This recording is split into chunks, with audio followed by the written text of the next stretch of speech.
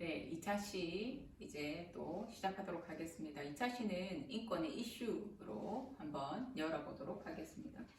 최근에 가장 많이 보는 거 식당 가면 요거 정말 많이 보시죠. 이렇게 여기는 맥도날드 같죠? 네. 그래서 맥도날드에 이렇게 뭔가 주문을 하고 있는 모습인데 몇몇 분들은 어려움이 없을 거예요. 이거 사용하시는데. 그런데 이거 이용하는 이 분들 뒷모습을 보니까 이 노인, 어르신이 한 분 서 계시네요. 이 어르신은 잘하고 계실까요? 네, 어떠실까요?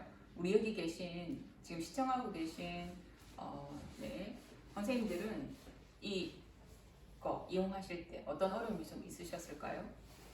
실제 질문들을 좀 드리면 너무 복잡하다라는 말씀을 굉장히 많이 하죠. 단계를 거쳐가야 되기 때문에 되게 복잡해 라고 말씀하시기도 하시고, 그리고 또 어떤 어려움이 있냐라고 했을 때 뒤에 사람 눈치가 보여서 그냥 내가 너무 더듬더듬 하고 있으면 눈치가 보여서 그냥 빠지는 편이야 라고 말씀하시기도 하고, 어떤 친절한 사람을 만나게 되면 실제 먼저 해주기도 하시고 이런 부분들이 있다라고 얘기하십니다.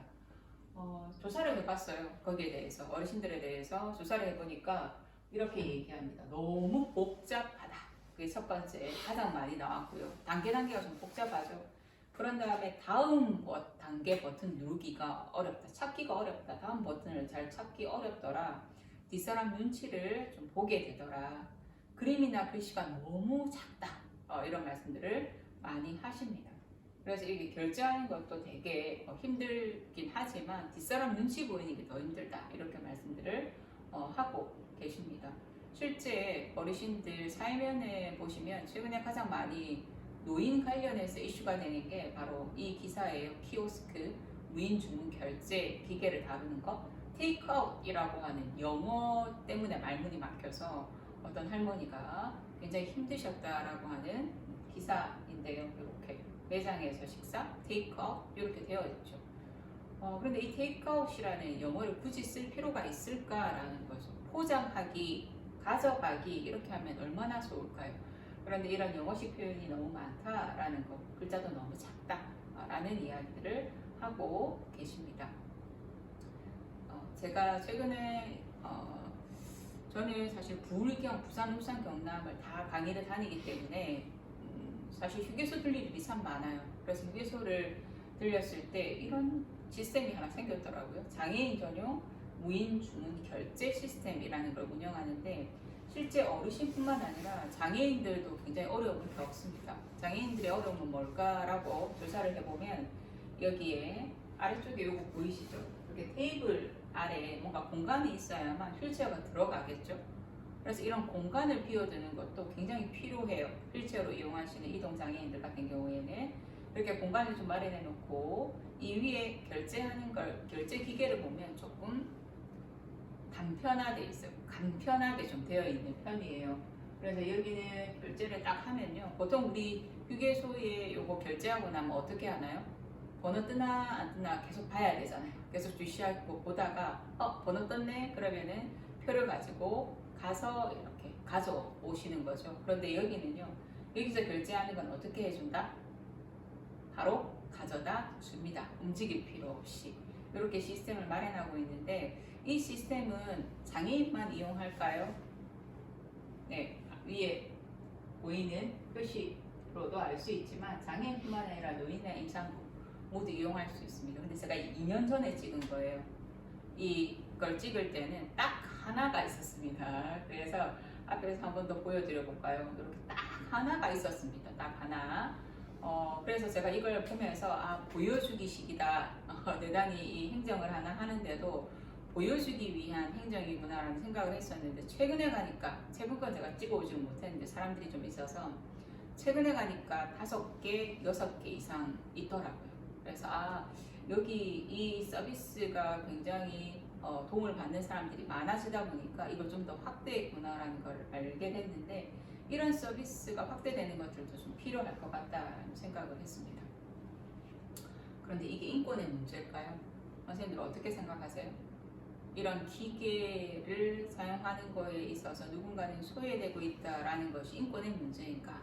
라는 걸 제가 질문을 좀 드려보면 이게 인권의 문제요? 그게 뭘까? 라고 생각하시는 분도 계십니다. 근데 저는 이 기사를 딱 보면서 이것은 누군가가 배제되고 있다라는 거, 누군가는 제대로 이 혜택을 누리지 못하는 사람이 있다라는 거죠. 그래서 이런 부분들에 대해서도 인권위원회에서도 이렇게 이야기합니다. 자동화된 시대에 밥 먹을 자유를 제대로 누리지 못하는 누군가가 있구나의 포인트를 두는 거죠. 가장 힘들어하시는 분이 어르신, 그리고 또 누구?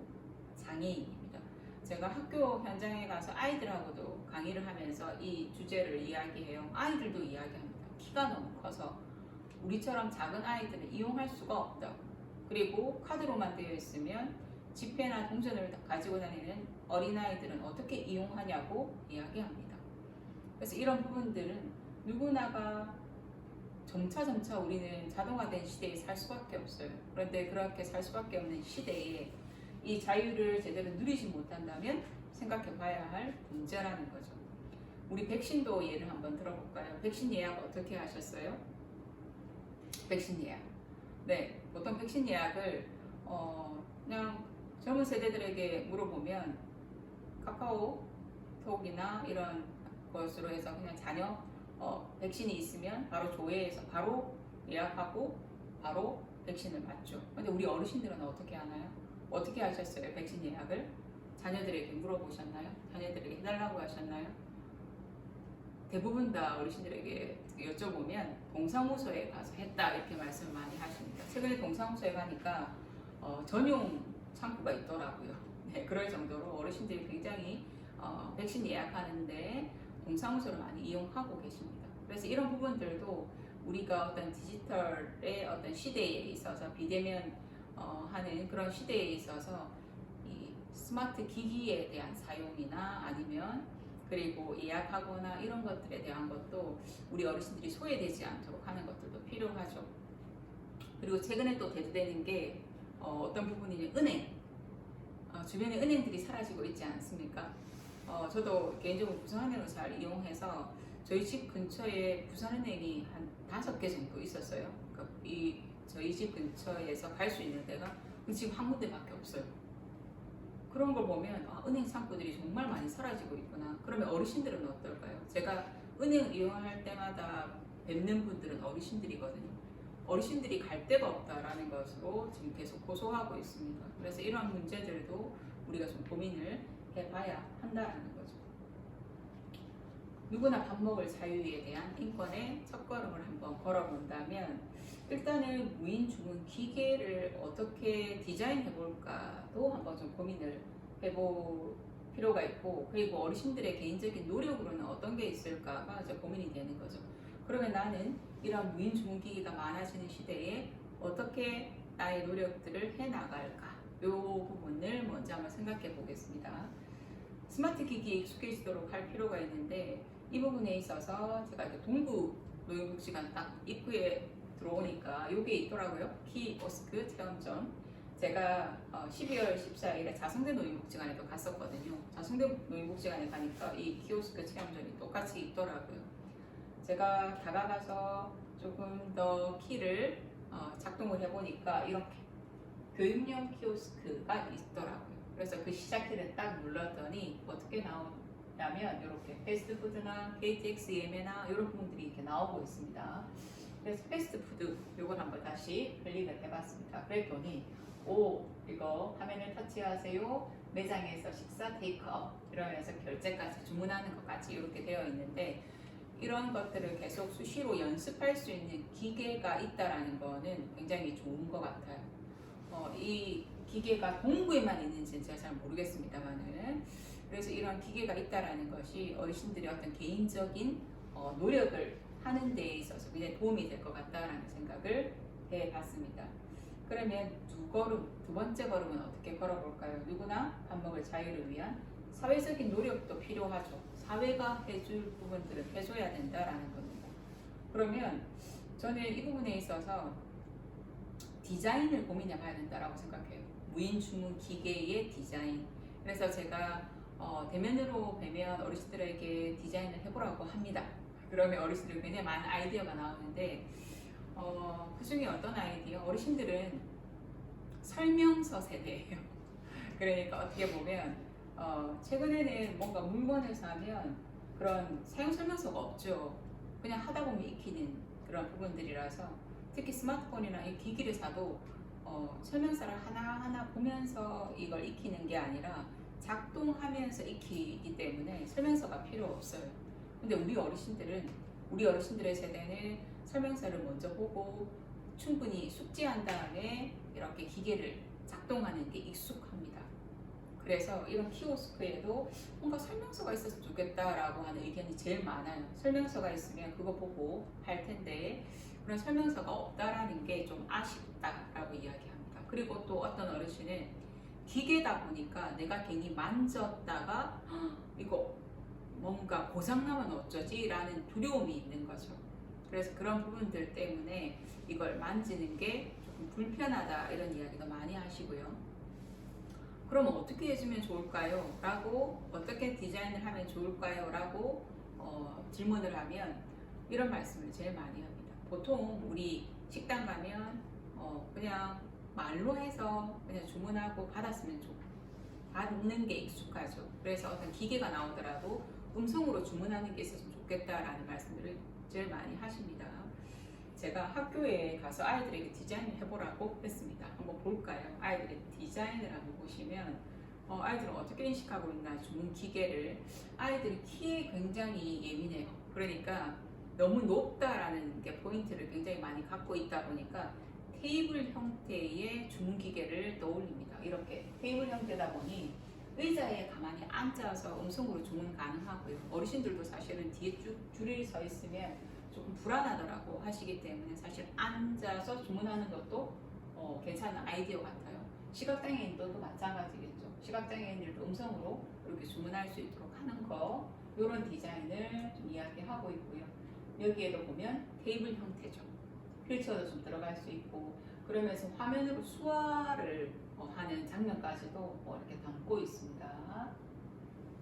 네, 이렇게 아예 식당에 그 테이블마다 이렇게 주문 기계를 달고 하면 어떨까, 그리고 바로 이렇게 나올 수 있도록 하는 거, 이런 걸 생각한 학생도 있었습니다. 이렇게 테이블 형태의 주문 기계에 대한 아이디어가 있고요. 그리고 이 학생도 한번 볼까요? 6학년 학생입니다.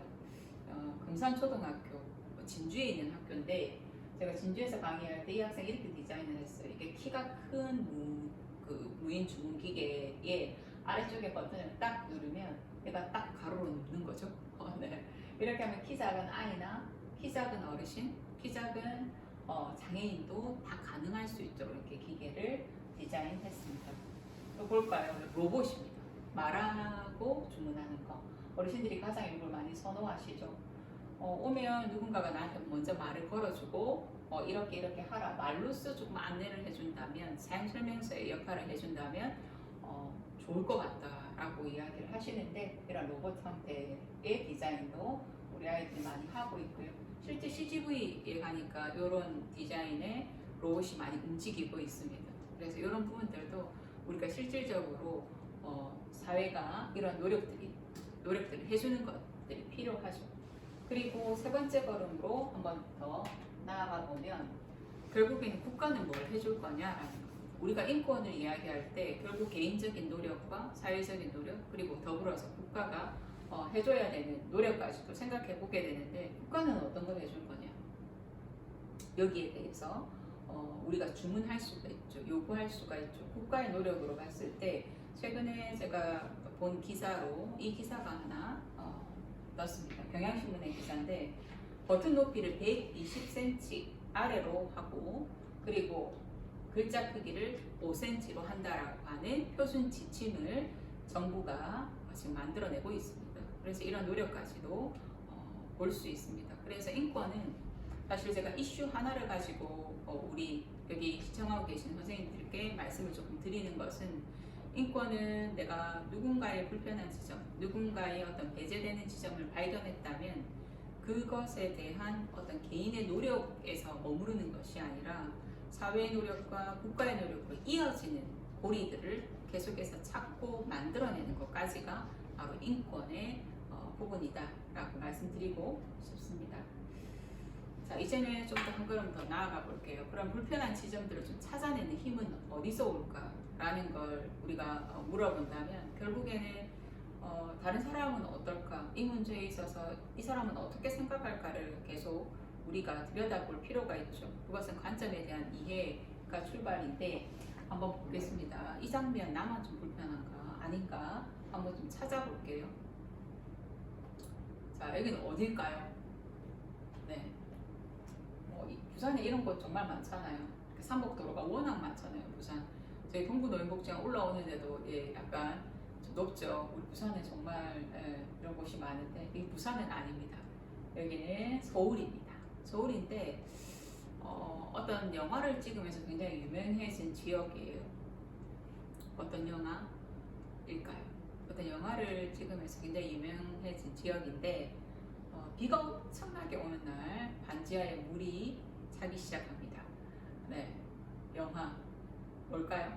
반지하에 물이 찬 영화. 최근에 굉장히 인기를 끌었던 기생충 영화의 배경이 되는 지역인데 기생충이 굉장히 이제 유명해지고 많은 상을 받으면서 서울시가 이런 그 제안을 하게 됩니다. 어떤 제안이냐면 여기를 관광 코스로 하자 이렇게 제안을 합니다. 여기를 관광 코스로 한다. 그럼 이 지역 사람들은 어떻게 반응했을까요? 우리 한번 생각해 볼까요? 이 지역 사람들은 어떻게 반응했을까? 관광 코스가 된다라는 건 여러 외지인들이 우리의 사는 공간을 들여다보는 거죠. 거기에 대해서 여기에 사는 지역 주민들은 어떻게 반응했을까? 이렇게 얘기합니다. 내 가난이 당신에게 구경거리인가요? 반대 의견을 냅니다. 저는 싫다. 관광 코스로 만든 것 자체가 싫고 내 가난이 구경거리인 것처럼 들여다보는 것 또한 싫다라고 얘기합니다. 그래서 쪽방촌 체험도 마찬가지로 있는데 이 쪽방촌 체험을 한다는 것 자체가 뭔가 누군가에게 구경거리로서 들여다보게 되는 그런 취급을 당한다라는 거죠. 그래서 어떻게 됐을까요? 결국에는 취소됩니다. 서울시에서 이거 하지 않겠다라고 취소를 하게 되는데 이러한 여러 가지 국가의 정책들에 대한 부분들도 그 당사자를 항상 생각해야 하는데 그런 생각들을 하지 못하고 하는 이어지는 그런 행동들도 참 많죠. 이런 가난을 구경거리로 하는 거 이걸 빈곤 포르노라는 이야기를 하게 되는데요. 가난을 어떤 자극적으로 묘사해서 뭔가 도와주려고 하는 생각들을 하게 만들거나 그러한 생각의 이면에는 나는 그래도 너보다는 우월하다라는 인식을 주게 하는 게 바로 가난 포르노, 빈곤 포르노라고 부릅니다. 초등학교 선생님이 수행평가를 하나 내요. 자, 이 사진을 딱 클로즈업해서 보여줍니다. 띄우고 아이들에게 자, 이 아이와 비교해서 네가 얼마나 행복한지 써라 라고 하는 문제를 딱 냅니다. 아이들은 어떤 걸 좀 발견할까요? 이 사진을 통해서 보면 아이가 너무 불쌍해요. 아이가 지금 바닥에 뭘 먹고 있어요. 빵 부스러기인가 뭔가 아이들이 이제 고민을 하기도 하고 아이가 너무 불쌍해요. 아이가 집이 없나요? 고아인가요? 부모님이 죽었나요? 어느 나라인가요? 아이가 몇 살인가요? 라고 하는 여러 가지 질문들을 좀 하게 되죠. 그런데 그 질문들을 하면서 결국에는 이 그림을 보여주는 선생님의 의도는 뭘까요? 선생님의 의도는 봐, 너희들은 얼마나 가진 게 많니? 너희들 핸드폰도 있지, 옷도 정말 따뜻하게 입고 있지, 엄마 아빠 계시잖아. 그리고 맛있는 거 먹잖아. 학교에서 공짜로 너희들 그 학비나 아니면 식사까지도 다 주지 않니? 라는 것을 이야기하는 거죠. 그렇다 보니 그러면 거기에 비해서 난 얼마나 행복한가 이걸 너희들 좀 알아라 라고 하는 의미의 그런 문제였을 겁니다. 그런데 한 아이가 이렇게 답을 합니다. 남이 아픈 걸 보고 내가 얼마나 행복한지 비교를 해서 아는 건 별로 좋은 방법이 아니라는 거죠. 다 같이 잘 먹고 잘 사는 방법을 생각해야 되는데 이러한 이 문제는 굉장히 자기가 불편하다라는 거예요.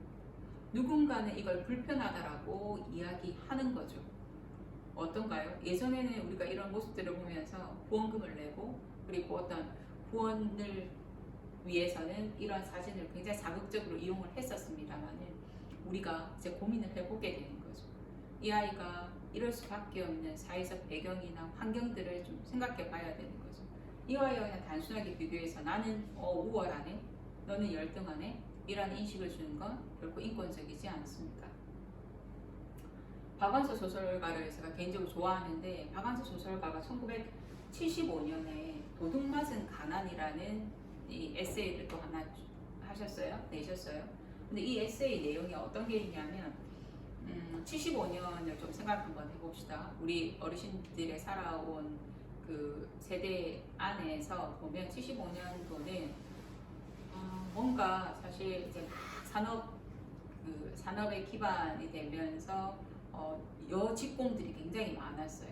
직공들이 굉장히 많았고 공장 근로자들이 굉장히 많았는데 이 배경이 여자 공장 노동자에 관한 이야기입니다.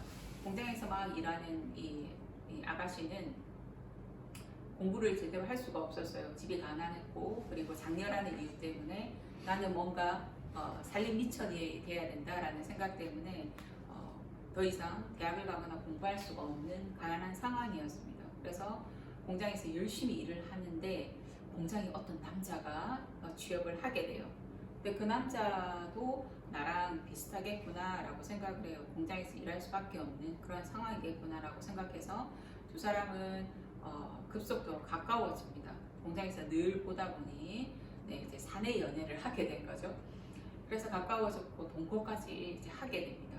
그런데 알고 보니까 그 남자는 아주 부잣집 남자였고 대학생이었어요. 그래서 부모가 가난을 좀 체험해 보라고 보낸 곳이, 그러니까 소위 알바를 해보라고 해서 보낸 곳이 바로 이 공장이었어요. 그러면서 남자가 그 사실을 말하고 떠납니다. 그 여자를 떠나면서 떠나고 나서 그 여자가 이렇게 이야기합니다.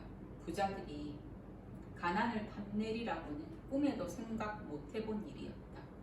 그들의 빛나는 학력이나 경력만 갖고는 성이 안 차는 것 같아서 가난까지 훔쳐다가 그들의 다채로운 삶을 한층 다채롭게 할 에피소드 정도로 생각한다라는 걸 내가 미처 몰랐네 라고 생각합니다. 이렇게 제사를 합니다. 그래서 도둑맞은 가난, 누군가는 이 가난이 바로 지금 나를 옥죄는 현실입니다만 누군가는 드라마틱한 나의 인생에 있어서 체험 정도로만 생각하는 사람들이 있다라는 거죠.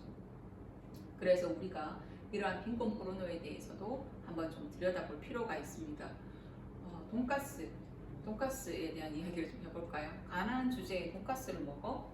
라고 하는 어떤 기사가 하나 떴습니다. 이게 어떤 기사냐면 어떤 분이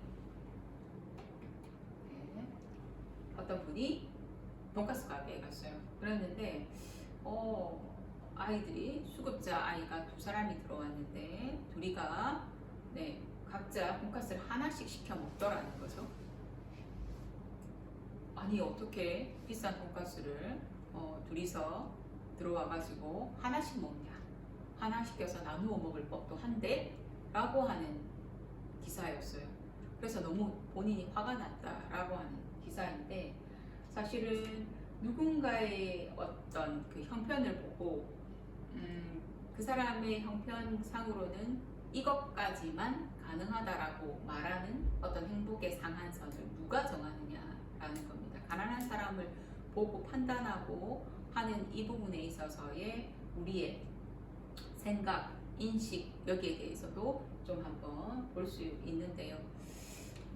저는 이제 그룹홈의 아이들에게도 강의를 합니다. 그룹홈이라고 하면 예전에는 아동 양육 시설이라고 해서 고아원을 아마 떠올려 보시면 되는데 시설 형태로 해서 아주 크게 많은 아이들을 한 곳에 모아놓고 이런 그 시설들을 많이 운영했는데 최근에는 그룹홈이라고 해서 집 안에 아이들 몇 명, 한 7명에서 9명 정도 소수로 해서 이런 그 보호원의 역할을 하는 그룹홈이라는 게 있습니다. 그래서 이 그룹홈의 아이들에게도 제가 강의를 주로 하는데, 그룹홈 아이를 만났을 때 그 강의를 하고 나왔는데 어떤 사회복지사 선생님이 이렇게 이야기를 하시는 거예요.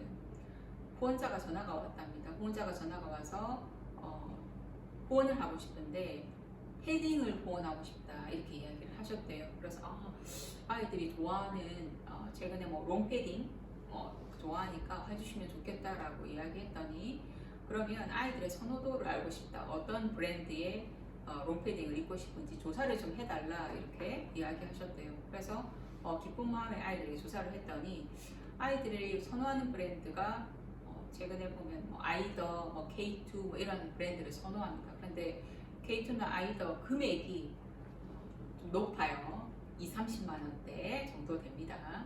그래서 이 이야기를 그 후원자님께 했더니 후원자님이 어떻게 반응하셨냐면, 그렇게 비싼 걸 아이들이 입냐고. 그럴 줄 몰랐다. 아이들이 그렇게 생각한다면 나는 후원을 안 하겠다 라고 하면서 전화를 끊었다고 하시더라고요. 저는 이제 학교로 가면 아이들이 입는 브랜드나 선호하는 브랜드를 알잖아요. 그래서 보면 아이더나 케이트나 이런 브랜드를 굉장히 좋아하는데, 그런 아이들이 늘 입는 것들을 보면 사실은 고가 브랜드이긴 합니다만은, 그룹홈의 아이들은 그런 걸 입어서는 안 된다 라고 하는 그런 상한선을 이 후원자는 이미 정하고 있다라는 거죠. 아예 묻지 않았더라면 더 좋았지 않았을까라는 생각도 해보게 됩니다. 네. 자, 저 또 하나 가져온 건 이거 나람이에요. 요거 보시죠. 이거 보셨죠? 나람이. 이거 보신 적 있으세요? 네, 수급자에게 가는 정부미. 예전에는 정부미라고 했는데 지금 나람이로 이렇게 나오는데, 이 나람이를 봤을 때 좀 불편한 거 있으세요? 디자인이나 글자나 다 좋습니다. 조금 불편한 거 어떤 게 좀 있으신가요? 이걸 받는 분들의 가장 불편한 점을 이제 정부가 조사를 합니다. 그랬더니 어떤 얘기를 하냐면, 나람이 수급 대상자임을 주변 사람이 아는 게 꺼려진대요. 왜요? 글자가 너무 나람이 이렇게 되어 있는 거죠. 그래서 택배 배송이 와서 탁 우리 집 앞에 세 개 딱 있으면 굉장히 불편하다라는 거예요. 그래서 어르신들 중에 이걸 받는 어르신 중에 동해 아예 그냥 미리 찾아오시는 분 계십니다. 미리 찾아오셔서 어떻게 하시냐면, 쓰레기 봉투 아니면 마대자루를 가져오셔서 저걸 쏙 씌워요. 그래서 안고 가십니다. 부끄럽다고. 내가 택배 배송 와서 문 앞에 저게 놓여져 있는 거 되게 부끄럽다고 얘기하십니다. 그 근거가 되는 게 바로 이 글자죠. 나람이 글자가 너무 크지 않나요? 그래서 이 부분에 있어서도 우리가 디자인을 하는 거에 있어서도 이걸 받는 사람의 입장을 또 생각해 볼 필요가 있죠. 그래서 최근에 이렇게 바뀌었어요. 나람이가. 어떤가요? 나람이 잘 보이나요?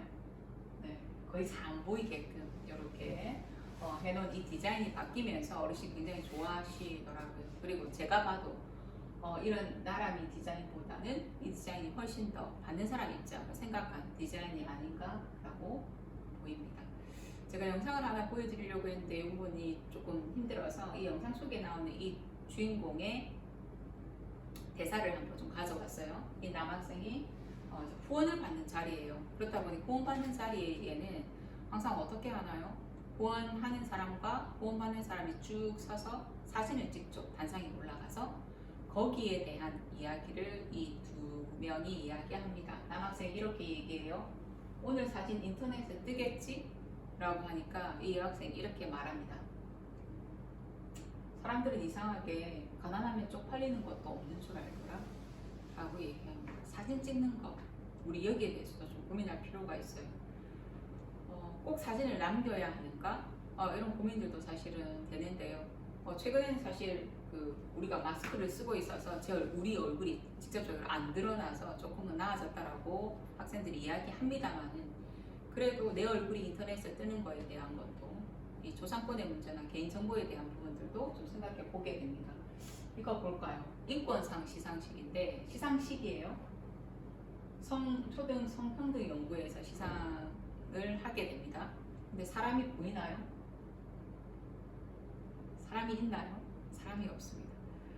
얼굴을 드러내고 싶지 않다라고 한 시상자들의 의견을 존중해서 이렇게 시상식 사진을 신문에 냅니다.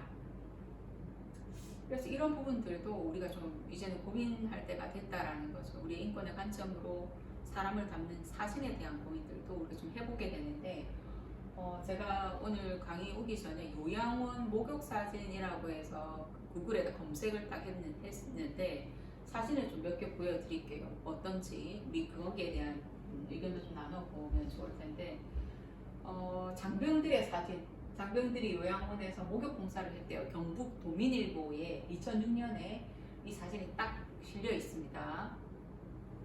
그런데요, 너무 적나라하게 다 어르신 벗은 모습이 다 보여서 뒷모습이긴 하지만, 그리고 장병들도 속옷 하나만 딱 입고 이 봉사를 하는 장면이 너무 불편해서 제가 가렸어요.